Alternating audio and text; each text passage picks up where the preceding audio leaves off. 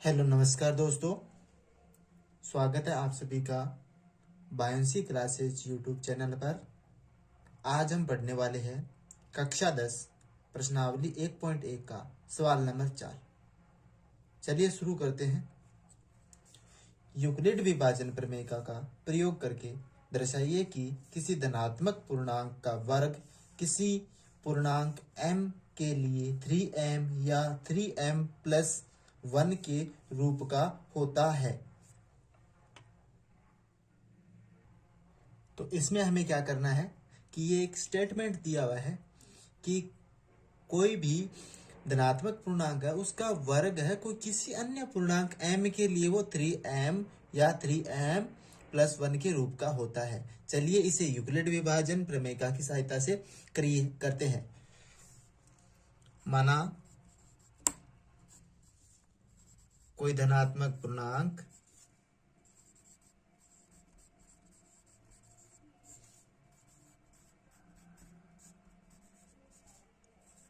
a है। हमारे पास धनात्मक पूर्णांक क्या है? a है। और भाजक हमें यानी b हमें क्या दिया हुआ है? इसमें 3 दिया हुआ है b। तो b बराबर क्या है? 3। और यूक्लिड विभाजन प्रमेय का वो क्या होती है वो मैंने पीछे वाले वीडियो में आपको समझा दी है। आई बटन पे मैं इसको दे दूंगा, आप उसे जाके देख लेना। यूक्लिड विभाजन प्रमेयिका से क्या होती है यूक्लिड विभाजन प्रमेयिका? a बराबर बी क्यू प्लस आर, जिसमें a क्या होता है? भाज्य होता है, जिसे हम धनात्मक पूर्णांक a मानते हैं वो क्या होता है? भाज्य होता है। b क्या होता है? भाजक होता है। q क्या होता है? भागफल होता है। और r क्या होता है? शेषफल। चलिए इसे करते हैं, मान रखते हैं। तो a बराबर b का मान कितना दिया हुआ है? 3 और q का q और प्लस r। तो r के संभावित मान क्या हो सकते हैं? आपको मैंने बताया था पीछे वाले वीडियो में कि r के संभावित मान क्या हो सकते हैं। r का मान है वो हमेशा क्या रहता है? b से छोटा और 0 से बड़ा या फिर 0 के बराबर होता है। तो b से छोटा b हमारा क्या दिया हुआ है? 3। 3 से छोटे कौन कौन हो सकते हैं? चलिए लिखते हैं। r के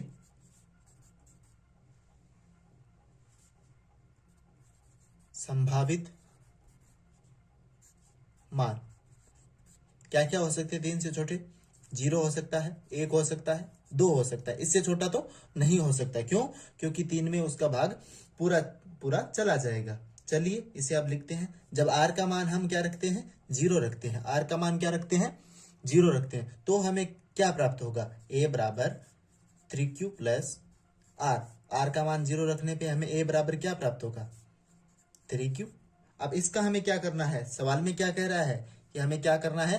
धनात्मक पूर्णांक का वर्ग करना है। धनात्मक पूर्णांक क्या है? a, और a हमारा क्या आ गया? 3q। इसका हमें क्या करना है? वर्ग करना है। तो मैं इन दोनों तरफ क्या कर लेता हूं? वर्ग कर लेता हूं। तो यहां पे लिख देता हूं वर्ग करने पर। तो a का वर्ग कर दिया और 3q का वर्ग कर दिया। तो वर्ग करने पे हमारे पास क्या आया? 3q क्या आ गया? 3 जा कितना होता है? 9 और q का क्यू स्क्वायर। ठीक है। तो हम इस 3 को मैं इस 9 को मैं किस प्रकार से लिख सकता हूं? 3 इंटू 3 के रूप में लिख सकता हूं। और q हमारे पास है क्यू स्क्वायर। अब जो हमें प्राप्त हुआ है ये 3q, ये क्या है? ये है m, जो एक क्या है? धनात्मक पूर्णांक है। तो मैं लिख देता हूं यहां पे, जहां m बराबर क्या है? 3q स्क्वायर है, जो एक धनात्मक पूर्णांक है। क्या है? धनात्मक पूर्णांक है। चलिए इसे अब लिखते हैं। 3 का 3 और 3q स्क्वायर की जगह मैं क्या लिख देता हूं? m। तो ये क्या हो सकता है? 3m के रूप में हो सकता है। तो हम कह सकते हैं कि कोई भी धनात्मक पूर्णांक a है तो उसका वर्ग करने पर वो किसके रूप में हो सकता है, 3m के रूप में हो सकता है। चलिए अब मैं क्या रखता हूं, r का मान 1 रखता हूं। तो r बराबर 1 रखने पर a बराबर 3q प्लस r, r का मान क्या रखना है 1, 3q प्लस 1। अब क्या करते हैं, दोनों तरफ वर्ग करते हैं। क्या करते हैं, दोनों तरफ वर्ग करते हैं। तो वर्ग करने पर इन दोनों का दोनों तरफ वर्ग करते हैं। तो a का वर्ग 3q प्लस 1 का वर्ग।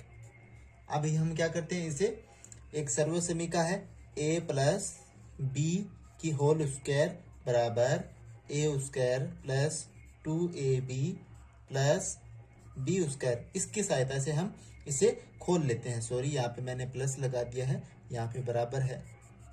इसे हम खोल लेते हैं। a हमारा क्या है 3q, b हमारा क्या है 1। चलिए इसे लिखते हैं। तो a हमारा क्या है 3q यानी 3q की स्क्वायर प्लस 2 का 2, a हमारा क्या है 3q और b हमारा क्या है 1 प्लस b हमारा क्या है 1 इसकी स्क्वायर। अब इसे हल करते हैं तो हमारे पास क्या आएगा, 3 की स्क्वायर कितनी होती है 9 Q square plus 3q plus sorry multiply 1 कितना होगा 3q और 3q का 2 से गुणा कितना हो जाएगा 6q प्लस 1 कितना आ गया 1 की स्क्वायर 1 होती है, सभी को पता है। तो अब इसमें हम 9q स्क्वायर को हम पहले कैसे लिख रहे थे 3 इंटू 3q क्यू स्क्वायर। तो मैं यहाँ पे लिख लेता हूँ, ऐसे नहीं, सॉरी, इसमें हम क्या करते हैं कॉमन लेते हैं। क्या लेते हैं, कॉमन लेते हैं। तो इन सभी में कॉमन क्या आ रहा है 3 कॉमन आ रहा है और अंदर क्या बचेगा यहाँ पे 3q स्क्वायर प्लस यहाँ पे क्या बचेगा 3q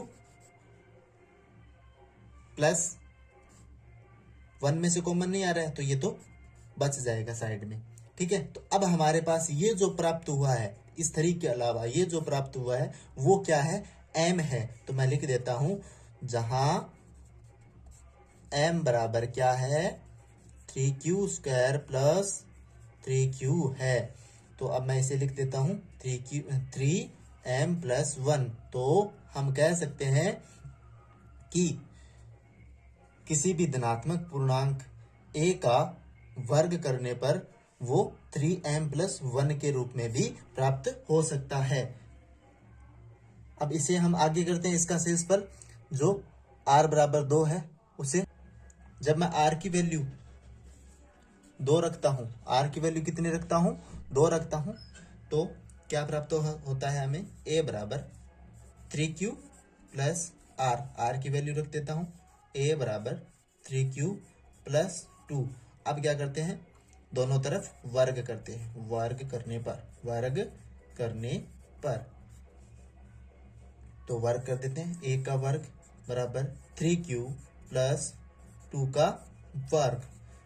अब इसे a प्लस b की होल स्क्वायर बराबर a square plus 2ab plus b square, इससे हम क्या करते हैं खोलते हैं इस सर्वसमीका से, जहां पे 3q क्या है हमारा a है और 2 क्या है b है। चलिए हम इसे खोलते हैं।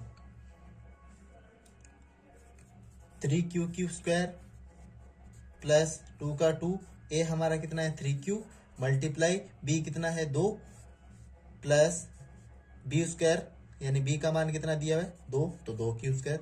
तो 3q की होल स्क्वायर कितनी होगी 9q square plus 3q multiply 2 कितना हो जाएगा 6 और 6 को 2 से मल्टीप्लाई कर देंगे कितना आ जाएगा 12q प्लस 2 की पावर 2 कितना होता है 4।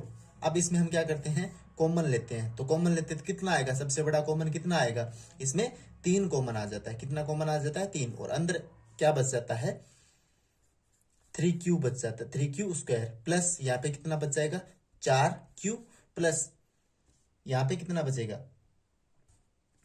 यहाँ पे हमारा इससे कॉमन कितना आएगा 1, तो मैं यहाँ पे रख देता हूँ 1 और यहाँ पे +1 भी लगा देता हूँ। क्यों? क्योंकि इस 4 में 3 को हम बाहर ले आएंगे तो 1 तो बचेगा, यानी कितनी बार भाग जाएगा 1 बार भाग जाएगा, और शेषफल कितना बच जाएगा हमारा 1 बच जाएगा। तो इसको हम इससे मल्टीप्लाई करेंगे तो वापस ये हमें प्राप्त होगा। तो ये हमारा क्या है, m है। ये क्या है, एक m है, और m हमारा क्या था, एक धनात्मक पूर्णांक था। ठीक है, तो मैं लिख देता हूं जहां m बराबर हमें कितना प्राप्त हुआ है 3q + 4q + 1 प्राप्त हुआ है।